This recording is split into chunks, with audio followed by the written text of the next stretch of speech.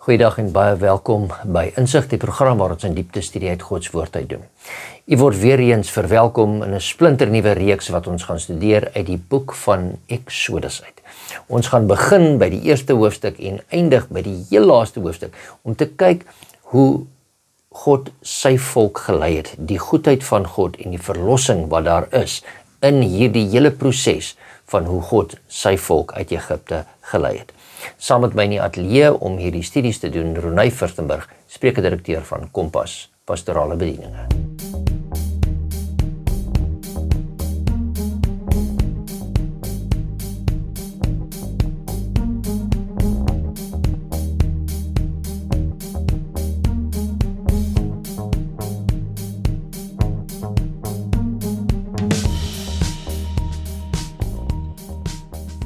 Goeiedag en baie welkom Ronay, het is goed om jou hier te hê, het is goed weer om saam met die kykers te wees en waar ons weer 'n splinter nuwe studie aanpak vir die volgende 13 weke en ons is nou weer eens terug by een van die boeke in die Bybel wat ons gaan studeer. Ek dink dit gaan vlugtig wees want daar's 'n redelike klomp hoofstukke, baie materiaal, so ons gaan nie alles kan lees en elke vers deurgaan nie, maar ons gaan so ver as moontlik gaan ons aan hoofkonsepte probeer raak, soos wat ons deur hierdie boek gaan en ons bestudeer die boek van Eksodus.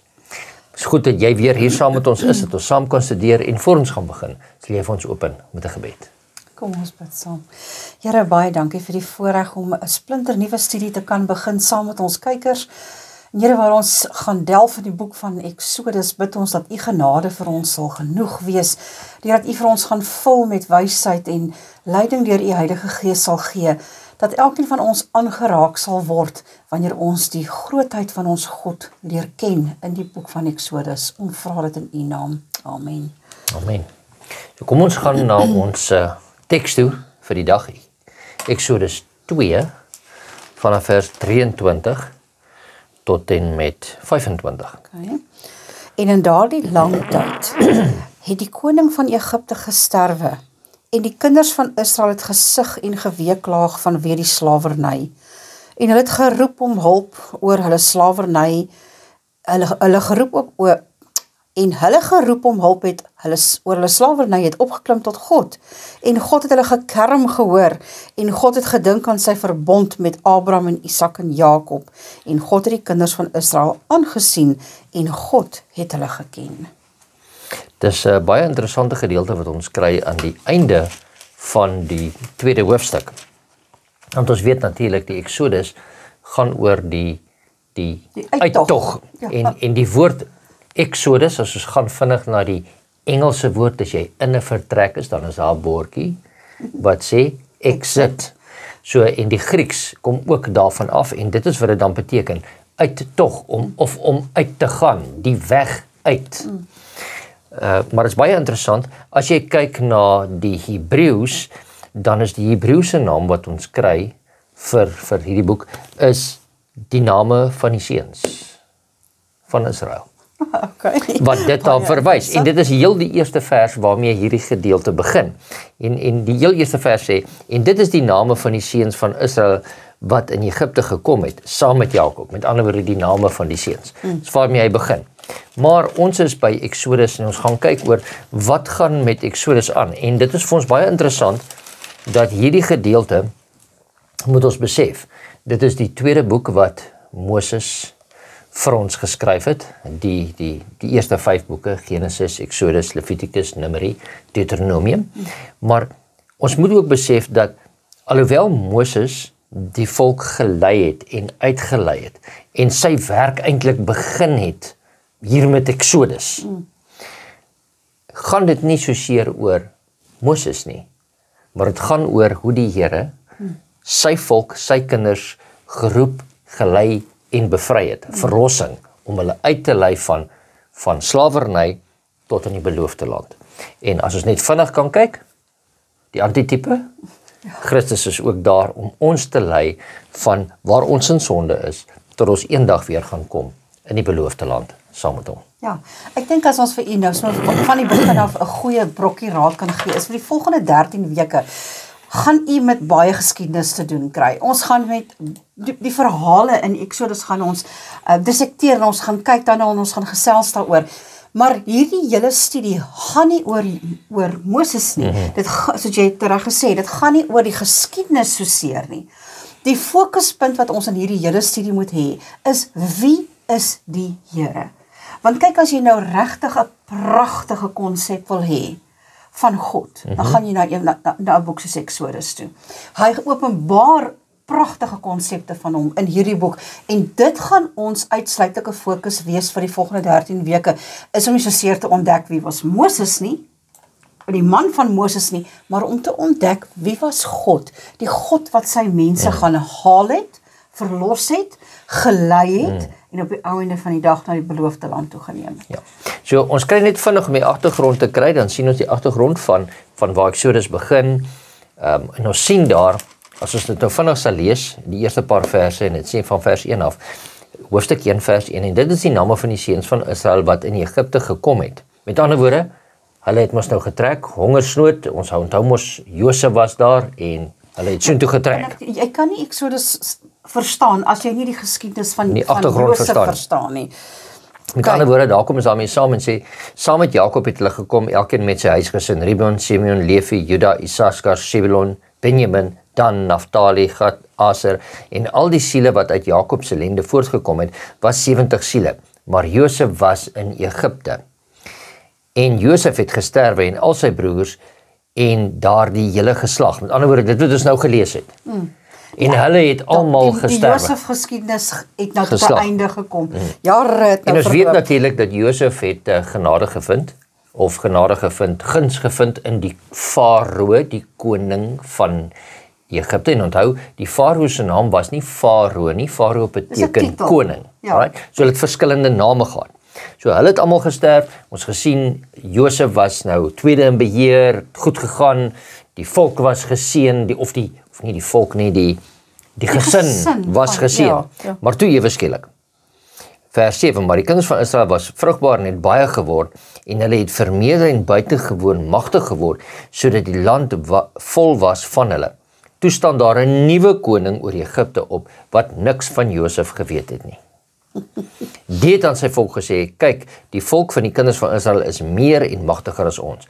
Kom, laat ons 'n slim plan teen hulle beraam, sodat hulle nie kan vermeerder nie, en as ons in oorlog raak, hulle ook nie by ons vyande aansluit en teen ons veg en uit die land optrek nie. Daar is toe opsigters van dwangarbeid oor hulle aangestel om hulle met harde arbeid te verdruk, en hulle het vir Farao die voorraadstede Pitom en Ramses gebou. Maar hoe meer hulle verdruk is, hoe meer het hulle vermenigvuldig, en hulle het uitgebrei sodat hulle bang geword het vir die kinders van Israel. Ja, dis eintlik 'n verskriklike interessante konsep dat goed, in die eerste plek hierdie paar mense van 70 wat in Egipte aangekom het op die einde van die dag vermeerder tot 'n paar miljoen mense. En hulle het so vermeerder. Dit is belangrik dat ons dit moet verstaan. Hulle het so vermeerder dat die Egiptenare wat nou werklik waar die eienaars was van Egipte, as ek het nou sê. Die land het aan hulle behoort. Die land het aan hulle behoort, dat hulle bang was vir die getalle. Van wat daar was. So, met die gevolg is, dis duidelik dat daar 'n bevolkingsontploffing plaasgevind het, en dat die Egiptenare bang was dat hierdie mense net bloot deur hulle getalle op die einde van die dag hulle sou kon oorneem. En hier is die interessantheid. Onthou, hulle het gegroei toe dit goed gegaan het in daai eerste geslag. Maar toe hulle begin in die tweede geslag en hulle het begin vermeerder en al hoe meer en meer begin word. Natuurlik seëninge in die eerste ene, maar ook selfs onder die verdrukking was daar seëninge. En hulle het al hoe meer en meer en sterker geword. En daarom was daar nou 'n gevoel van ons moet probeer iets stopsit hier teen hulle. Ja, so dit is en nou kry ons waar ons begin by Exodus 8, wat is daai gedeelte 1 vers 8 wat ons gesien het, hulle raak nou bang en hulle sit hulle aan die werk sodat hulle gedagtes dalk kan wegvat van dalk planne wat hulle kan maak. Hulle probeer nou God se mense bestuur met vrees. Kom ons maak dwangarbeiders van hulle. Kom ons laat hulle mors dood werk. Laat hulle sulke groot stede bou.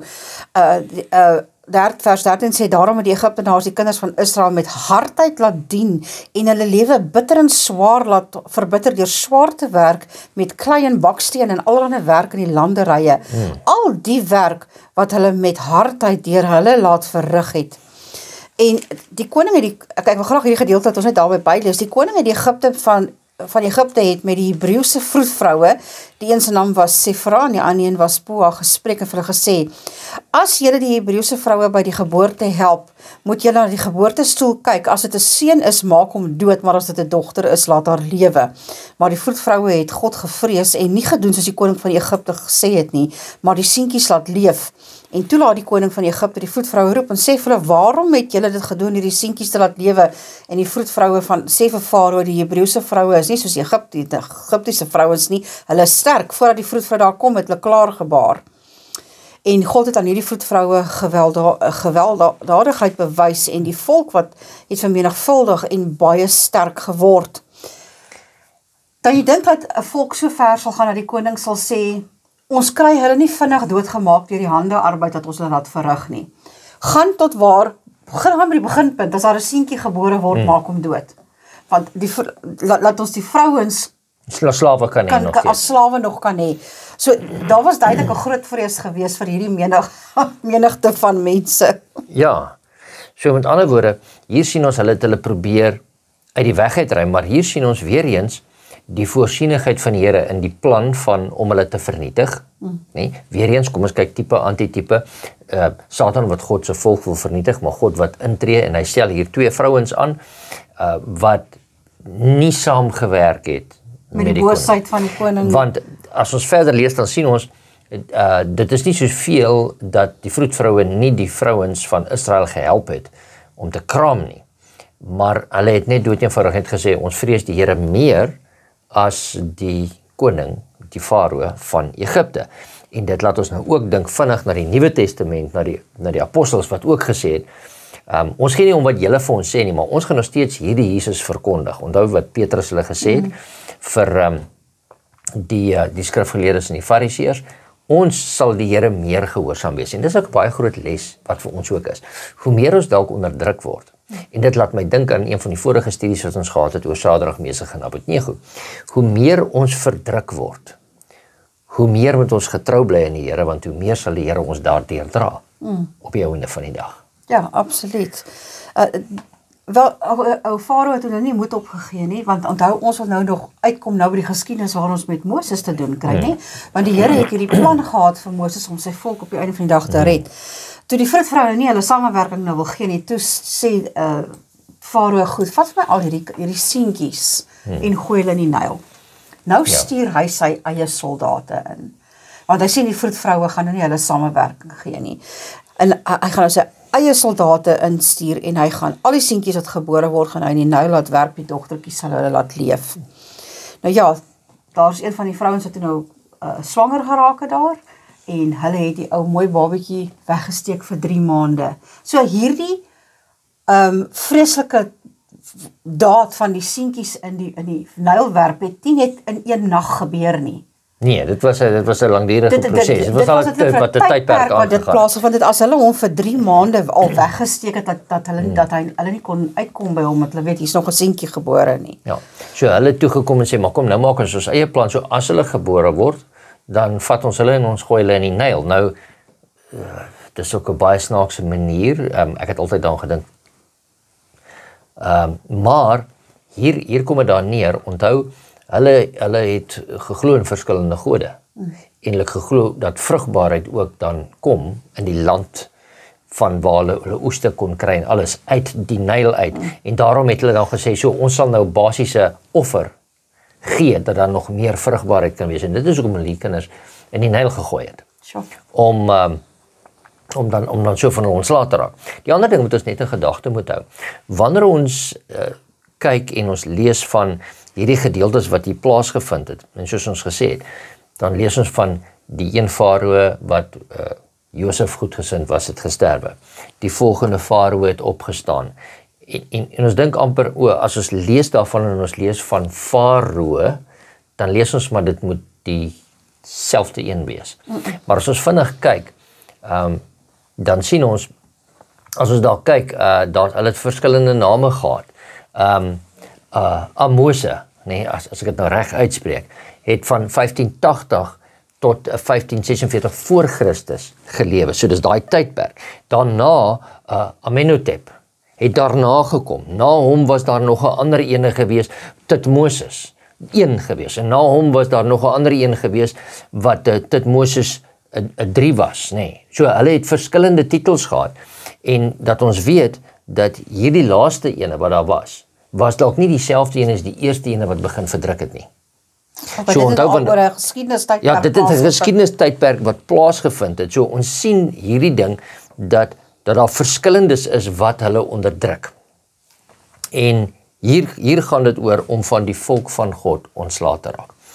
En toe begin dit soos jy nou gesê het. Toe's daar 'n dame wat 'n kindjie gehad het en hy was vir haar mooi van aansien en natuurlik enige ma se kind is vir haar mooi van aansien en sy het hom toe nou weggesteek tot sy nie meer kan nie. Toe doen sy nou eintlik wat die Egiptenare gedoen het. Net bietjie met 'n ekstra plannetjie in. En sy maak 'n wiggetjie en 'n mandjie en sy smeer hom met pik en sy sit ook hierdie kindjie daarin. So met ander woorde, dit sal dalk iets anders vir hulle gegee het van hier's nog 'n kind wat in die Nyl is. En toe wat gebeur toe? So ons kyk 'n bietjie, ons gaan kyk verder. Ja, wel, ek dink almal van ons het vir ons kinders hierdie stories gelees, want jy weet ons, soos ek nou al 'n keer gesê het, ons is geneig om te dink sekere stories is kinderstories in die Bybel, nie. Maar kom ons kyk hoe goed kan u die verhaal onthou. Op die einde van die dag het die Here daar maar 'n interessante plan gehad oor hoe om die man wat hy van voor sy geboorte af gekies het om sy volk te red, op die punt te kry waar hy hom graag wil hê. Wat is nou 'n beter plan as om die beste opvoeding in die rykste huis van die vernaamste man in Egipte te gee? So kom ons vat daardie slaaf se kindjie en ons laat hom by die Farao se dogter uitkom. Sy sien die wiggie natuurlik daar tussen die bessies in die Nyl. En sy het die ou kindjie gevat en sy het hom aangeneem as haar eie en sy het hom groot gemaak. En Moses word groot in die huis van Farao. Ek dink dit is een van die mees wonderbaarlikste getuienisse van as die Here 'n plan het, sal geen mense hand daardie plan kan verydel nie. En jy weet, ek so geneig om vir mense te sê, dinge mag vir ons lyk asof dit chaos is en asof dinge heeltemal verkeerd gaan, maar weet jy wat, die Here maak nie 'n plan nie, die Here het 'n plan. Daar's 'n baie groot verskil tussen die twee. Ja. En selfs toe mense se kindertjies in die Nyl gegooi word, en terselfdertyd is hulle besig om te roep tot die Here en sê, verlos ons asseblief van hierdie verskriklike swaar hand van die Egiptenare. In daardie tyd het die Here die plan gehad, en hy die plan so omgebring dat daardie verlosser in die man van Moses op die einde van die dag in die beste omgewing kon groot word.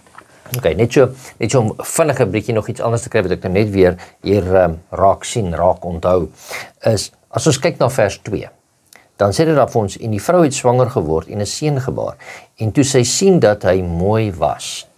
Nou as ons kyk na daai woordjie, en ons kyk na die Hebreëse woord daar, en ons gaan terug, en ons gaan na Genesis hoofstuk 1 toe, dan kry ons dieselfde woord daar, wat die Here gebruik het. Elke keer as hy geskape het, het hy gesê, en dit was goed. En dit was goed, en dit was goed. Met ander woorde, dis dieselfde woord wat ons kry, van wat die Here gemaak het, dit was goed, en nou kry ons hier 'n seentjie wat gebore is, en dit was goed, daai ooreenkomste wat ons daarin kry. Met ander woorde, dit is soos 'n hier is nog 'n volmaakte skepsel. Yes, wat dan ook daar is om verlossing te kan bring op die einde van die dag, wat die Here verlossing deur hom moet bring. Maar ons moet besef, hy was net 'n doodgewone mens, soos elkeen van ons was, met uitdagings soos wat elkeen van ons was.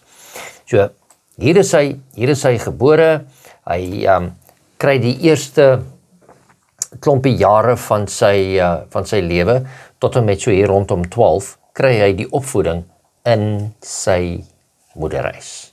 Hy kry al die ondervinding van wat hy daar nodig het. Nou ons weet, toe Moses uit is uit Egipte land, het was hy 40 jaar oud. So 40 minus 12, 28 jaar was hy dus in die paleis. So hy het 'n lang tyd daar deurgebring, maar sy grondslag was goed gevestig in die karakter, in die kultuur van sy eie mense, en hy moes ook dan sy God geken het. Maar hy gaan, soos jy net gesê het, en hy kry die beste opvoeding van daar af. Ek dink is 'n tweeledige situasie wat ons net vinnig nou moet kyk. Onthou toe die dogter van Farao die mandjie kry en sy sien die seentjie het Miriam, dis nou Moses se ouer suster, weggekruip in die riete, en toe sy sien maar die vrou het die kleintjie, toe stap sy nader en sy sê, kan ek vir jou 'n vrou bring wat die kindjie vir jou kan soog. En sy het Moses se eie ma gaan haal en vir hom gevat. So dit is hoe die dogter van Farao op die einde van die dag opdrag gegee het dat Moses en sy ma en sy gesin veilig gehou word in hierdie afskuwelike tyd, en hy die grondslag by sy eie ma gekry het. Maar hoe wonderlik dat die Here toegelaat het dat hy in die Egiptiese koningshuis groot word. Want die mense wat hy moes gaan red op die einde van die dag, moes hy van 'n geweldige moeilike volk gaan red. Hy het eerstehandse kennis gehad van die in diepte werkinge van die Egiptiese denkrigting, van hulle gode, van hulle manier hoe hulle strategieë beplan. Hy was presies geskool om op die einde van die dag hierdie werk te doen wat die Here vir hom uitgesit het. Ja, en soms voel ons dalk, ja, maar hoekom is daar nou so lank tyd gemors? En soms voel ons in ons lewens, hoekom mors ons so lank tyd? Maar niks wat ons op ons pad leer, is nutteloos nie. Natuurlik is daar baie goed wat ons leer, wat ons weer langs die pad moet afleer, om die Here te dien. Maar ek dink die Here sit ons in sekere situasies, om ons te kan leer, om ons voor te berei, om ander dinge ook te kan doen. Maar Moses was goed op pad om eintlik die volgende Farao te word. Omdat hy een van die prinses se kinders was, al is dit 'n aangenome kind, hy was nou soos een van hulle gesien. Maar toe op 'n dag, die man het sy wortels, as ek dit so kan stel. Hy het dit onthou van waar hy vandaan gekom het. En ons kry die storie daar in Exodus hoofstuk 2, vanaf vers 11 tot 25. Kom ons lees so 'n stukkie. En in die dae toe Moses al groot was, het hy na sy broers gegaan en hulle harde arbeid gesien. En hy het gesien hoe 'n Egiptiese man 'n Hebreëse man, een uit sy broers slaan. En hy het hierheen en daarheen gekyk, en toe hy sien dat niemand daar was nie, het hy die Egiptenaar doodgeslaan en hom in die sand begrawe. Die volgende dag het hy weer uitgegaan en daar was 2 Hebreëse manne wat met mekaar veg. En hy vra toe vir die een wat ongelyk gehad het, waarom slaan jy jou naaste? En hy antwoord hom, wie het jou as owerste en regter oor ons aangestel? Dink jy om my dood te slaan soos jy die Egiptenaar omgebring het? En Moses het gevrees en gesê, waarlik die saak het bekend geword. Met ander woorde, hier is nou 'n situasie van, jy dink jy doen iets en niemand sien dit nie, en dan is daar altyd iemand wat iets sien. En die storie word altyd ook 'n bietjie altyd nou verdraai, maar noodgedwonge, hy probeer nou 2 manne wat van dieselfde volk is, wat mekaar beklei, probeer uit mekaar uitkry, maar hulle het gesien hoe hy wat 'n Egiptenaar is, en soos een gelyk en opgetree het een van sy eie mense doodgeslaan. En ewe skielik is dit nou amper soos hoogverraad wat plaasgevind het, want hy het een van sy eie mense doodgemaak, ten gunste van een van die slawe, wat in die Egiptiese oogpunt niks werd was nie. Ja, dit was nou 'n onaanvaarbare situasie, en as ons nou daar aangaan sien dat Farao gehoor het wat gebeur het, en die Bybel sê vir ons baie duidelik dat van daardie oomblik af het Farao op 'n ander manier gekyk na Moses, en hy het vir Moses probeer doodmaak, en Moses moes op die einde van die dag vlug. En hy was, dit is belangrik vir ons om te onthou, hy was 40 jaar oud, toe hy nou gevlug het na die land van Midian toe, en daar natuurlik interessante mooi vrou lief gekry het. Ja, dis nou weer heeltemal 'n ander situasie wanneer ons daarna kyk, maar kom ons tot waar het ons nou gegaan tot en met vers 15. So kom ons kyk net vinnig na die volgende paar verse en dan lees ons wat daar gebeur het. En toe Farao van die saak hoor, het hy probeer om Moses dood te maak. Met ander woorde, dis nie sommer net 'n kleinigheid hierdie nie. As ek nou sou gesê okay, dis maar een van die onderdane wat daar was. Maar ons kan sien wat daar wederwysige kontensie was oor wie gaan die volgende Farao wees. En hy het Moses Farao weggevlug en in die land Midian gaan woon en hy het by 'n put gaan sit. En die priester van Midian het 7 dogters gehad. Die het gekom om te put en die drinkbakke vol te maak om hulle vader se kleinvee te laat drink, maar die veewagters het gekom en hulle weggedrywe. Toe staan Moses op en help hulle en laat hulle vee drink. Met ander woorde, hier kom 'n klomp veewagters en hier's nou iemand wat Egiptenaar is wat weggevlug het en hy kom en hy verdryf. Met ander woorde, hierdie man Moses, hy moes sekere vaardighede gehad het om 'n klomp ander manne weg te dryf, laat hulle nie kan sê maar ons is 10 en jy's 1, wat het as jy hoor wat ek sê. En hy gaan verder daar en hy sê, en toe hulle by hul vader, Reuel, kom, sê hy, waarom kom julle vandag so gou? Met ander woorde, hy was gewoon dan dat hulle later gekom het, en al was daar kontensie oor die water, hy is hulle nog steeds vinniger by die huis, is normaalweg. En hulle antwoord, die Egiptiese man het ons uit die hand van die veewagters verlos, en hy het ook volop vir ons geput, en die vee laat drink. Toe sê hy vir sy dogters, en waar is hy? Waarom het julle die man dan daar laat staan? Roep hom, dat hy brood kan eet. En Moses het ingewillig om by die man te bly, en hy het aan Moses sy dogter Sipora gegee. So, dit is die dogter van ons weet dat dan Reuel, Jethro, is 'n ander naam vir hom, wat hy mee getroud was, so, het gaan baie goed, so hier sien ons die eerste 40 jaar, eerste 12 jaar, Moses by sy volk, volgende 28 jaar, wat 40 jaar is, by die Egipte. Nou begin sy tweede gedeelte, of sy middelste gedeelte van sy lewe, vir nog 40 jaar.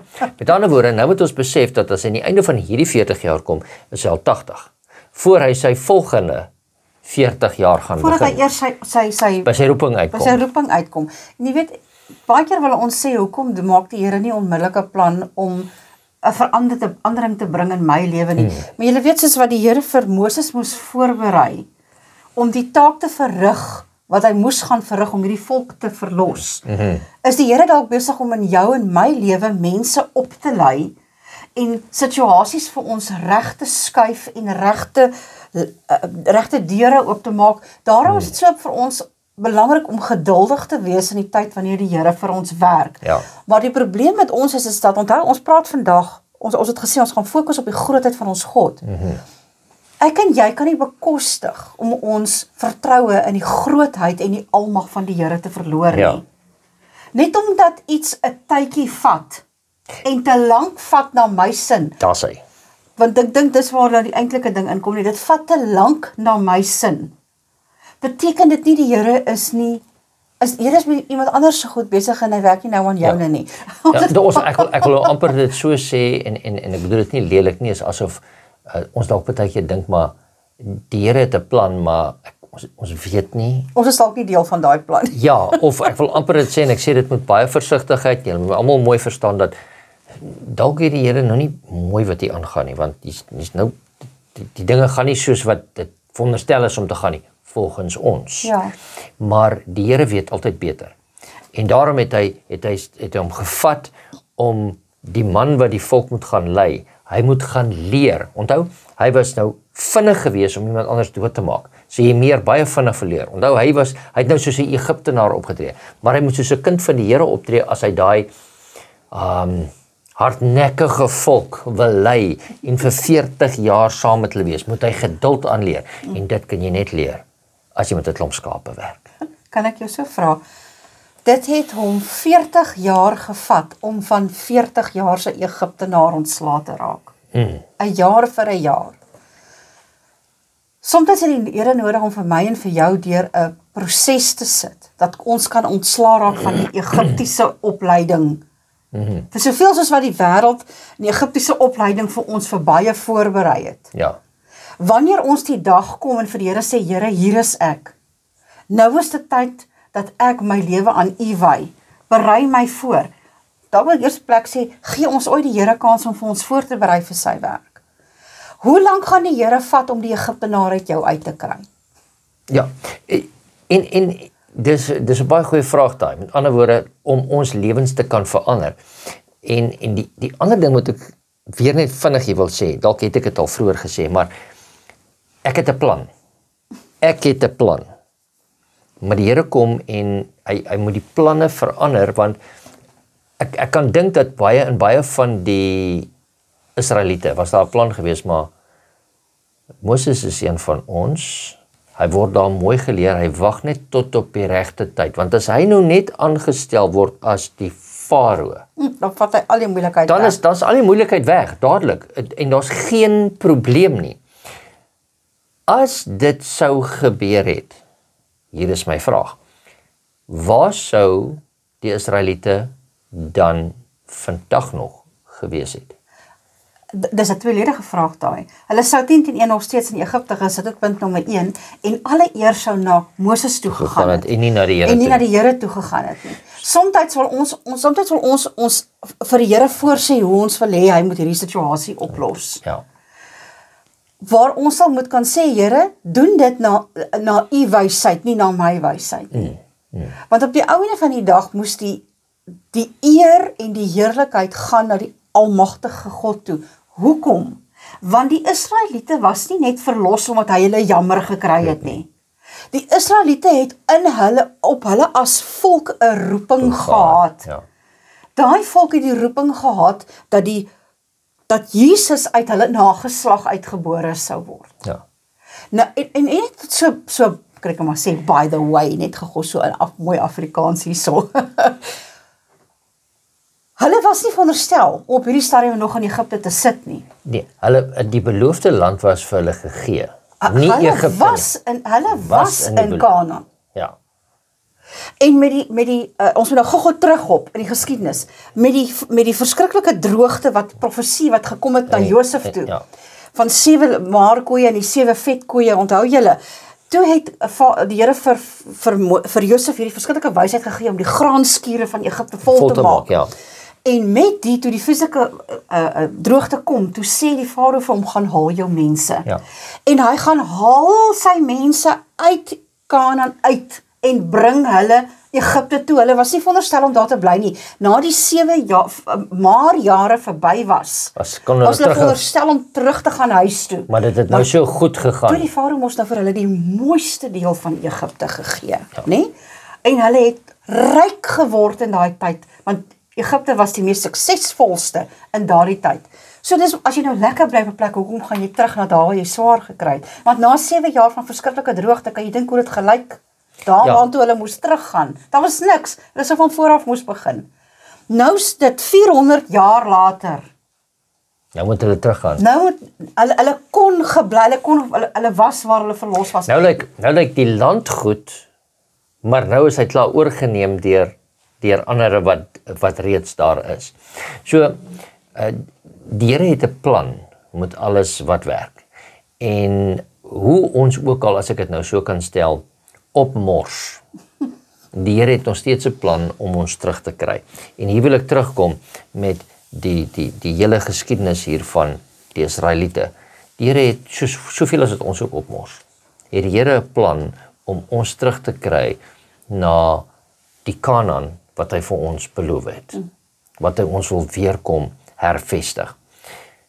Baie keer raak ons so gewoond aan die Egipte en die vleispotte van Egipte hier waar ons bly. Dat ons nie eintlik na die ander Kanaan toe wil trek nie. En ek dink dit is iets wat ons moet dink. Die Here het 'n plan vir ons lewens en hy laat sy plan altyd uitkom. Partykeer lyk dit vir ons of die Here nie weet wat hy doen nie, maar hy is in beheer en hy sorg vir elkeen van ons. En nog 'n laaste gedagte wat jy vir ons het vir hierdie studie van vandag en die afskop ene wat ons het. Vir my is die konsep dat Moses se jare in 340s opgedeel is baie belangrik. 40 jaar het dit hom gevat om voor te berei. vir die werk wat hy aan die einde moes doen. 40 jaar het dit die Here gevat om die Egiptenaar uit hom uit te kry en dat net die wysheid en die Engelsman noem dit skills, Vaardighede. daai vaardighede moes bly, maar dat al wat moes oorbly in hom was die roeping wat die Here op sy lewe gesit En het. dan die nederigheid wat hy daarmee saam moet Die nederigheid wat daarmee saamkom, die vaste vertroue in sy God. Dat die vaste vertroue nie meer in die vaardighede wat hy in Egipte geleer het gewas nie, maar in die vaardigheid en die roepheid wat die Here vir hom gegee het. Eers toe was hy reg om weer die volgende 40 jaar direk onder die hand van die Here hierdie volk te lei. Ek en jy het nodig om te besef dat die Here die Egiptenaar uit ons moet uitkry, dat ons die roeping kan vervul wat hy vir ons op ons lewens gelê het. Nou ja, baie dankie vir daai gedagte en dit is iets waaraan ons aan moet herkou en dit ook deel van ons lewens maak en probeer implementeer. Dit was goed dat ons weer saam met u kon studeer en ons gaan vra dat u hoofde saam met ons buig. Vader in die hemel, baie dankie dat ons vinnig kon inspring in hierdie eerste 2 hoofstukke van die boek van Exodus. Here, soos wat ons deur ons studies gaan, bid ons dat U vir ons insig en wysheid in die woord sal gee, dat ons nie net die geskiedenis sal leer nie, maar ook sal leer om die lesse in ons eie lewens te kan toepas. Dankie Here vir die liefde en die genade, dit bid ons in Jesus naam. Amen. Amen.